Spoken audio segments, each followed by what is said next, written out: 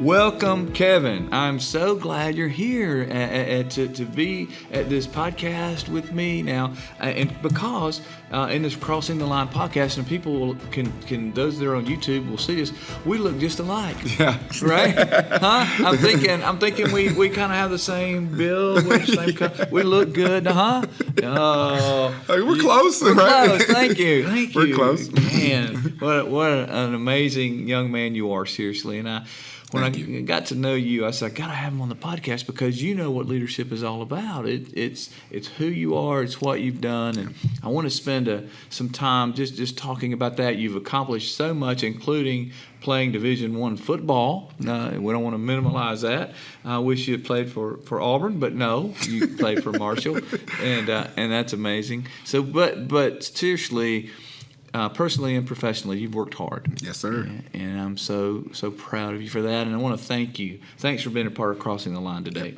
Yes, sir. I'm glad to be here. So thank you for inviting me. We are glad to have you. We're going to start back. We're going to go back. Let's go back to about 8 years old, what you'd say. Mm-hmm. And let's look at a day in the life of Kevin. Where did you grow up? Yeah. What was it like in your family? And kind of take us through. Let's start around 8 years old-ish. Okay. Yeah, so I'm from Gwinnett County, Georgia.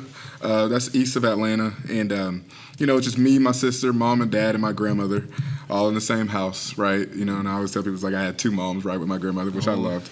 And also didn't love because can't get away with anything. But right. Had one of those households where sister is extremely smart, so she kind of sets the bar when it comes to academics. Right. And it's like, that's tough to beat, right, or meet. But had a very strict dad. Both loving parents, so mom was kind of soft side, right? I see you go cry too. Dad was academics and sports, but he held us to a standard, and he started early, like you couldn't slip. And so that's just kind of how my life was young, and then approaching high school. Wait just a minute, I got to go back. You're back here with Dad young. You said he held you to standards. Yes, sir. What does that mean? You come in. This is the grades you're going to get. This is the type of person you're going to be. You're going to look at an adult in the eyes. This is how you talk.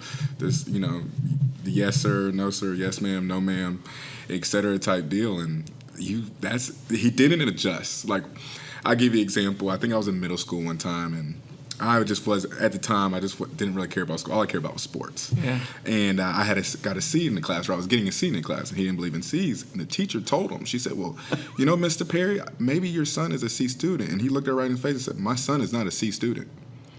And he kept that standard no matter who it was or who was talking to him. I love that. And so that's where, and I always tell my sister I blame her because she was like straight A's, just woke up with straight A's, right? Yes. So he made it, I told her, you made him think everybody can do that, right? But he kept that standard throughout my whole life. So he, set this high standard for you, and give me your opinion on this for a minute. We won't chase a rabbit. We'll come back.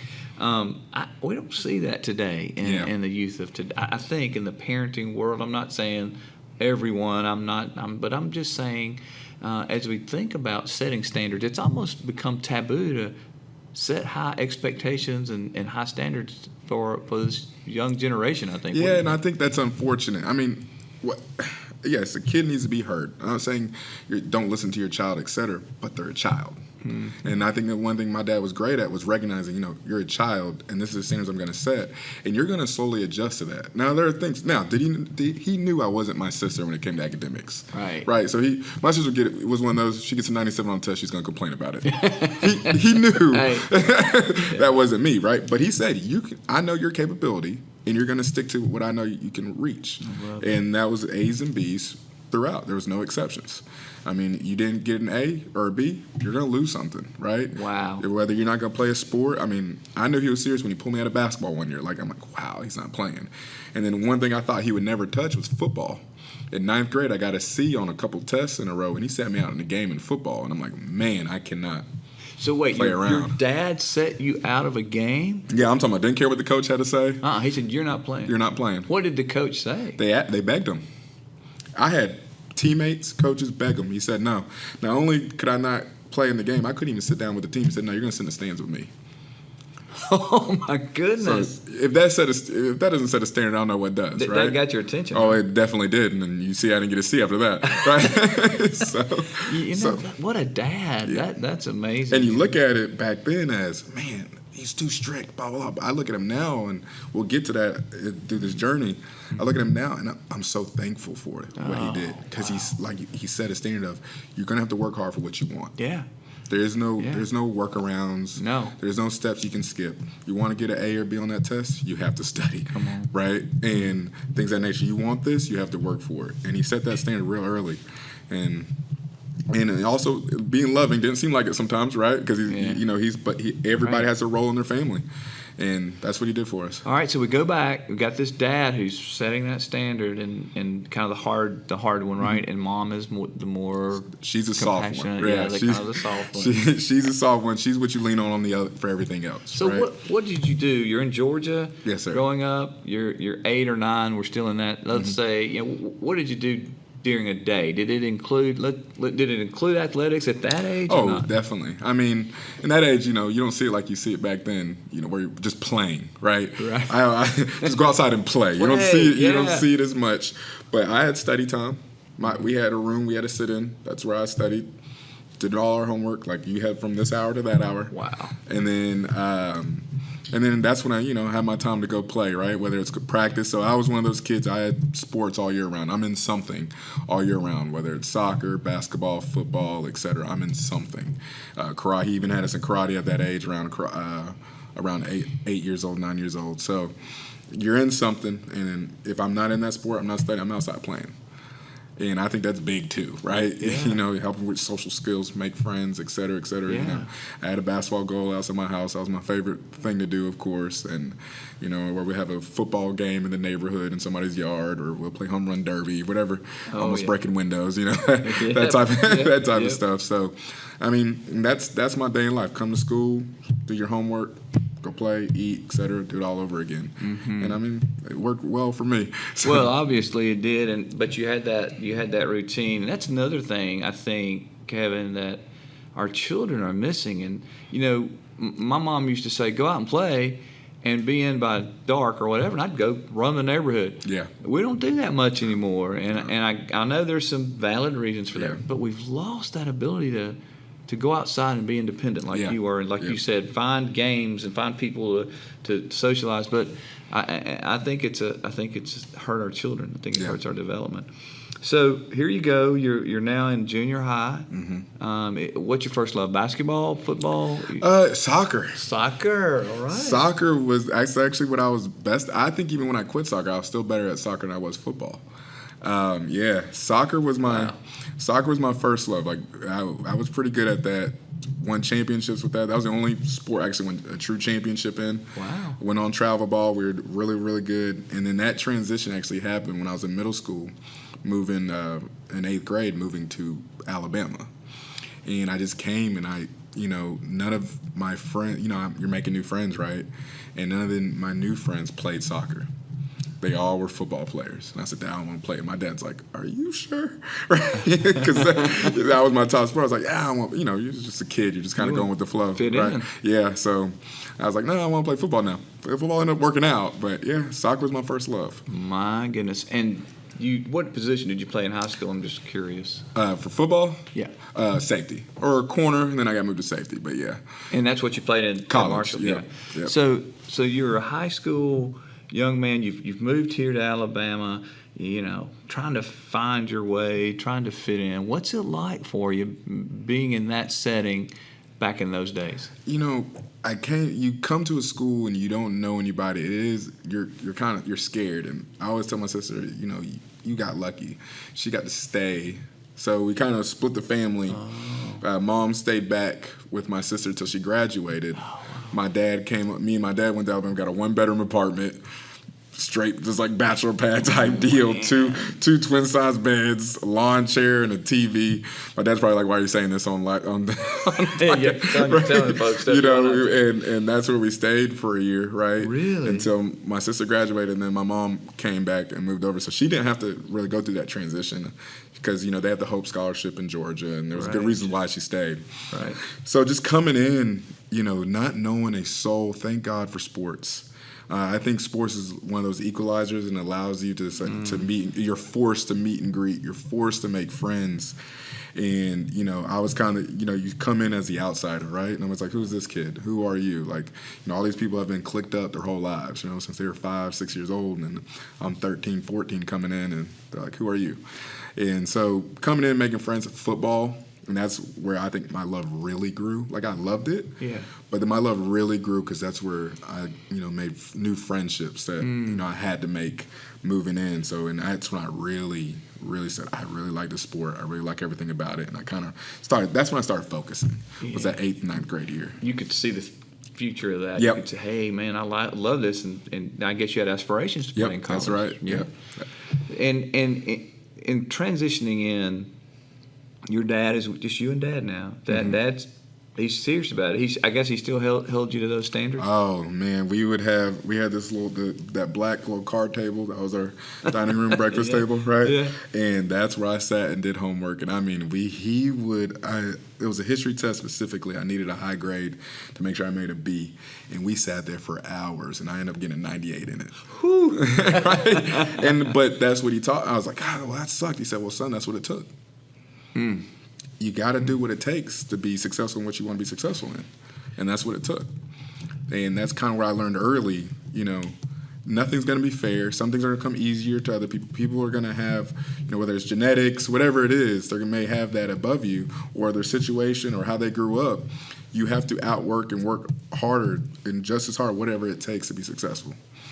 So that's, those type of lessons. And that's what, believe it or not, I took the academics into sport. I didn't start training for sports like I want to go to college till about 9th, 10th grade.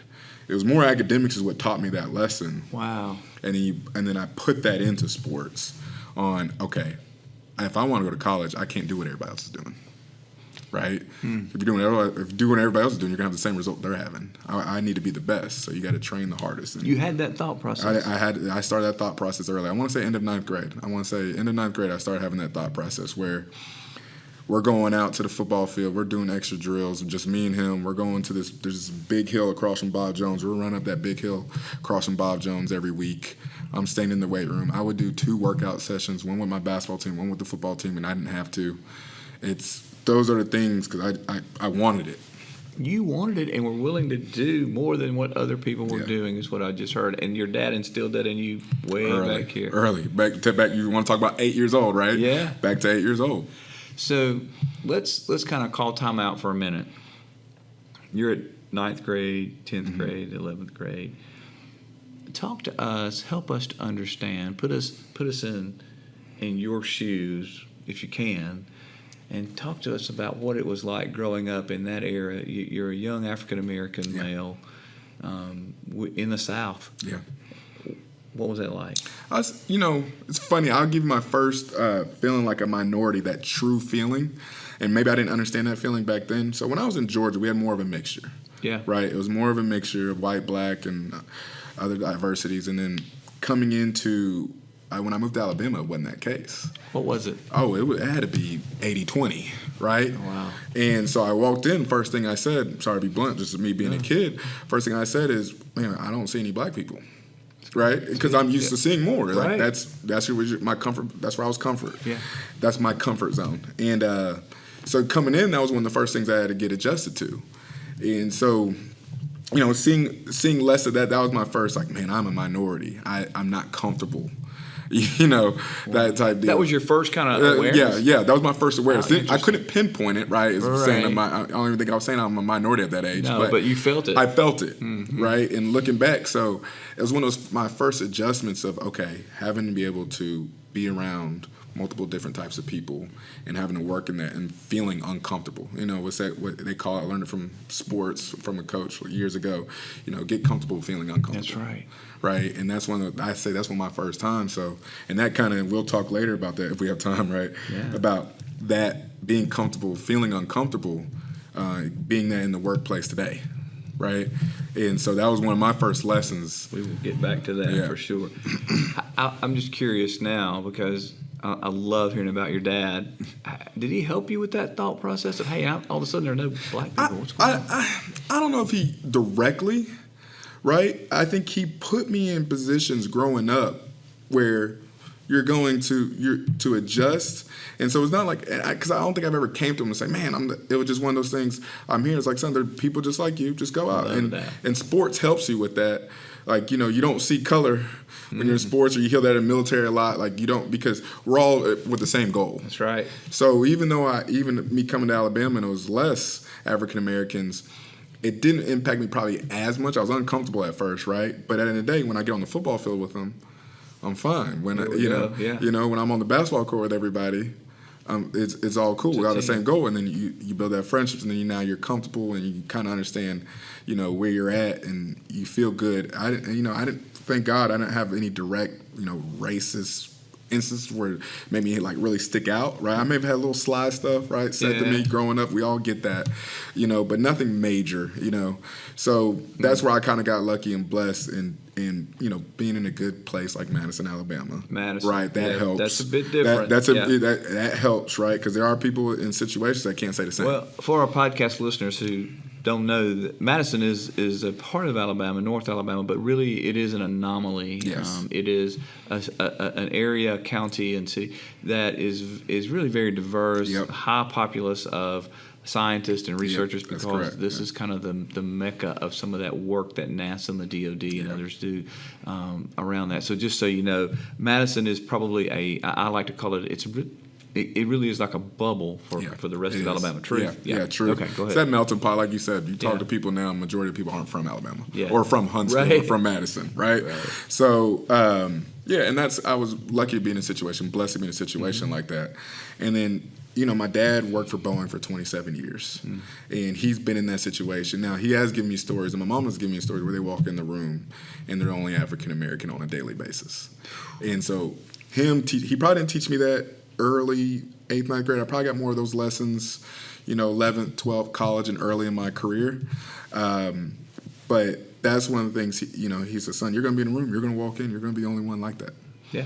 You're going to be the only one that looks like you. And how you perform and how you present yourself is the most important thing, right? Because that initial perception means a lot. Man. And so just doing that and holding that every day, and I'm sorry if I'm jumping around. You're doing great. One of my very first interviews, I didn't wear a suit. I wore the button up in the pants. I didn't wear a suit. My dad jumped down my throat. Did he really? Yeah, he says, you don't look like a professional. Why would I hire you? Learn my lesson quick, right? Got to be a step up. Yeah, got to be, and hold yourself to a standard, right? You got to hold yourself to a standard constantly. So that's kind of, so you want to say, like, going back to your original question of, your introduction being a minority and how he helped me, it was a lot of indirect help. Yeah. It was a lot of, this is what I go through on a daily basis, be prepared type deal. So you're playing football and you're in high school now. You're very successful. When did you know you were going to have a shot at Division I? Junior year, Vanderbilt came knocking. And, I went to a camp. And then I performed a camp very well in Nashville at Vanderbilt's facility. And they came and they started recruiting. That's when me and my dad kind of looked like, oh, okay, this is getting real. I think UAB was my first offer. Oh, wow. Yeah, then Troy. And then they started piling in, right? The Louisvilles, the Marshalls, et cetera, et cetera. And so that senior year was real fun because, I was blessed. I didn't have to worry about that. I already had a few scholarships underneath my belt. So I could just train and just play football. So you made your decision before your No. I made my decision after, but I already a lot of these kids, what they go through now is they go into their senior year, they won't have any scholarship offers. Okay. And they press too hard. Got it. They're not relaxed. And if anything, you want to relax and just play your best ball, right? And I was lucky enough, I already had a couple underneath my belt, so I didn't worry about it. So I did my best senior year I could possibly have. I had like 20 plus offers after that. Unbelievable. And then I got to enjoy the recruiting process, which is wonderful and fun, because you see one side of the coaches you'll never see again, right? Once you get on campus, they got you now. What happened to that guy? Yeah. So, and I enjoyed the recruiting process, talking to different schools, talking to different coaches. And it's funny, the only school I went to without my dad was Marshall University. And that's the one that picked. So he probably had a little worries while I was picking it, right? What was it? What about Marshall made you? So not everybody. A lot of people know in 1970 there was a plane crash that killed all 75 people part of the football organization. Right. They made a movie of it called We Are Marshall, Matthew McConaughey, et cetera. The community is so close to the football team because of that tragedy, unfortunately. Oh, wow. And you walk in, every campus, I just didn't see that amount of love, right? And I just loved it from the time I landed. And my recruiting coach lied to me. I'm a Southern boy. I landed. There was snow on the ground. I said, "Oh." He goes, "Oh, only snows like once every 10 years." No, it snows like once every 10 days. but besides the fact, I just loved the community. I loved everything I had. I loved the coaches. Mark Snyder was our head coach at the time. Loved him to death. Coach Cummings was recruiting me. It was my fit. It was my fit. I mean, and I think majority, because usually you recruit on your recruiting visit, you come with a group of guys, like 8 to 10 guys. I want to say out of that 8 to 10, like 7 of us committed on the last day, just because we were all connected. That's amazing. That's powerful. Yeah. Yep. You played how many years? 5. I was redshirted, and then 4 years on top of that. Got 2 degrees out of there. So, unbelievable. So great experience for you. Yeah. Right fit for you, right? Yes, sir. So what happens next? You graduate. You play ball. Graduate. Ever think about the next level? Yeah, I did. It's a ton of injuries. Yeah. And one thing that wakes you up, and I'm gonna back you up a little bit. A funny story. Good. My dad calls me one day. It's like my sophomore year or third year, and he's like, "What are you doing?" I said, "I'm in the library, and I've been in here the last 3 hours." It's like, "Huh?" Right? And I said, "Yeah, this pro thing's kind of hard to make." Right? So I started really focusing on academics, and I graduated early. Right? So I got my bachelor's in 3 years, and I got my master's in a year and a half because I was like, I need a. This is my opportunity. Yeah. So I buckled down because I realized the NFL was extremely hard to get to. You can tell by the numbers. And so, I had a little thought, but injuries and things of that nature, I knew my path is I needed. And looking at how my dad went through life and his career path, that's what I wanted to do. It's so wise of you, though, to say, I'm going to take advantage of this opportunity to get that education and get the graduate degree after the undergrad degree. Wow. I mean, while under scholarship, And so not a student loan. Don't have to worry about any of that. And that's why I always tell some of the kids I talk to now, look, get it. Everybody has a dream of going and playing in the pros and making millions of dollars. We all do, right? I said, but you're going to have a great opportunity to capture and get a degree and not have to worry about student loans. There's a lot of people that can't say that right now. My sister, I think she's a great, successful lawyer. She's still paying off student loans. So think about, what you can take advantage from. So that's that. And when I got out of college, you asked kind of what was my next thought process. Right. Well, immediately it was like, I'm going to go work for Boeing. Well, coming out of the recession 2008, 2010, 2011 now, it's not hiring like it's hiring right now, right? In our industry in Huntsville, Alabama. So I started running a facility where I trained athletes. What? Yeah, so I started, took my direct, all right, I'm an ex-D1 football player. What do I know best or what can I get into right now and make some money? And I started training athletes. And then finally Boeing called. I got a job at Boeing, but actually we're doing both jobs, both Boeing training athletes for 10 years. 10 years you had 2 jobs. Do you do what your dad told you? You were just you were doing more than the average person. Yeah. And then I'm no longer training athletes now because of as my job as I progressed in my day job, you really don't have time to do that anymore. But I still mentor my old ones because now the ones I first started training, they're 24, 25, making me feel old, 26, 27 years old now, right? So they're still calling me, contacting me, hey, what do you do with this? Can you help me with my resume, et cetera, et cetera? So it's kind of a new phase of mentoring I have with those athletes I had back in the day. I love that. You're still giving back. You're still investing. But, I'm thinking about this training of the athletes and walking with them, and you spent 10 years doing that. That probably helps you a lot in what you do right now. Yes, sir. As chief, is what you do with Dynetics. What do you do with Dynetics? Yeah, so I'm the chief of staff for the Dynetics president, Steve Cook. Basically, my job is to take his strategy and help implement it across all the senior VPs and junior VPs and program managers across the group of our 4,100 employees to help take that strategy and implement it across the group and help.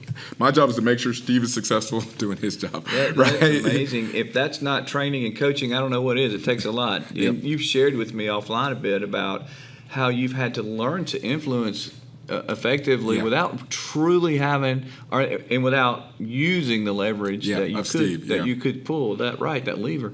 Tell me about that. Is that something you came by naturally, or is that something you are learning? I've a little bit of both. I think initially me and you talked about how you cannot approach each person the same. They all have different personality and character traits. And I think naturally I'm pretty good at that, of knowing, okay, I can talk to Larry this way, but I can't talk to Steve this way, and I can't talk to Jonathan this way, and this person that way, et cetera, et cetera.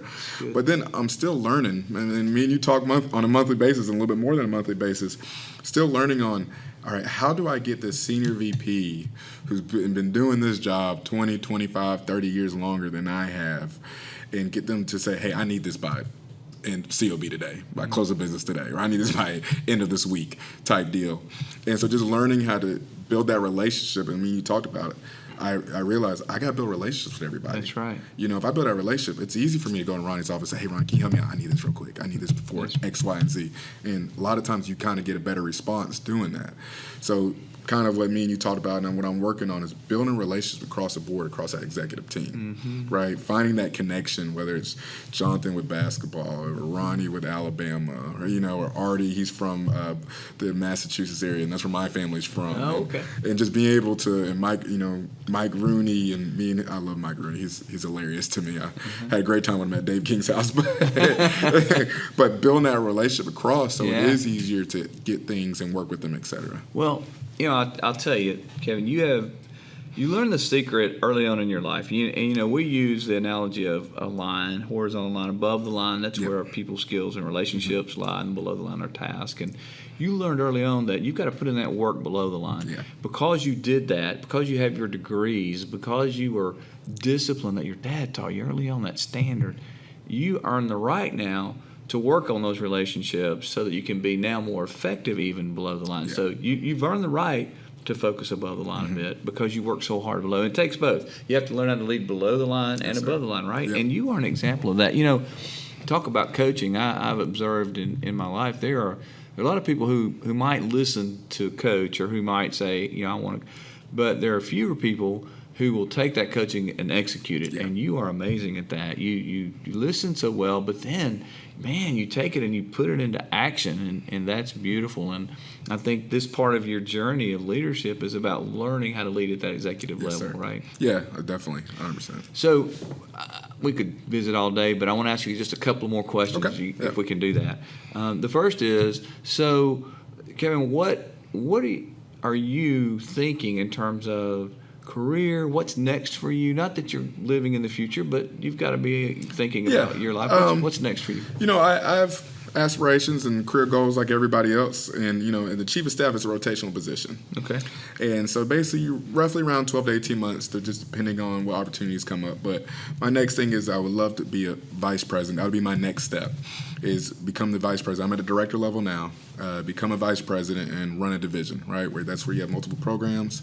You're responsible for profit and loss, et cetera. Like, I would love to help guide program managers and programs to success and lead people, and, you know, both help them, you know, internally and externally, internal in the job and external in their lives. And like you said, share different experiences and help them grow. And those people help me grow. You know, a lot of times I walk in the room, I'm the youngest person, I'm the only African American. So a lot of times, I could feel like I'm behind already, right? So, you know, be able to give those experiences of how I've overcame that can help people indirectly. So even if it is a, you know, white male or something like that, they can use that. You know, this is where he became uncomfortable, and this is how. Because their uncomfortable situation could be something different, right? It could be them walking in a room with nothing but government personnel or whatever that is. Right. And so taking my experience and them being able to apply that and help them out, and vice versa, right? You know, Kaizen, you always want to be learning. That's my big thing. I always want to be learning. So let me grab from them as well as much as they can grab from me going forward. That is beautiful, Kevin. And you know, first of all, you're gifted because you have the ability to execute at that program management level and understand that. But at the same time, you have those people skills that allow you to lead those people, and you have an incredibly bright future. I want to go back and ask you that. You said, what I heard you say just then is you really, in order to be successful, you do have to get comfortable being uncomfortable. Yeah. Yes, sir. Yeah. Thinking as an African American, a lot of times I'm walking in these rooms, especially the higher I go up, I'm the only African American walking in the room. I can imagine. Right? Yeah. Or there might be just one or two others in a room of 10, 15, 20 people. Right. I had a meeting, you know, 70 people came in, I was the only African American. So, but I can't stand there and allow that to bring me down, allow that to shut me down, shut me up. A lot of people get quiet. Did you say 70? 70. And you were the only one? I'm the only one. And so a lot of people get quiet, right? Or they shut down and be like, well, no. Don't get quiet. Be confident of who you are. You worked your butt off to be in that room. That's right. You worked your butt off and be in that room. Be confident in who you are and speak with intelligence, be articulate, and make sure, you're included and everybody's included. And if you make everybody else comfortable, then you start to be comfortable.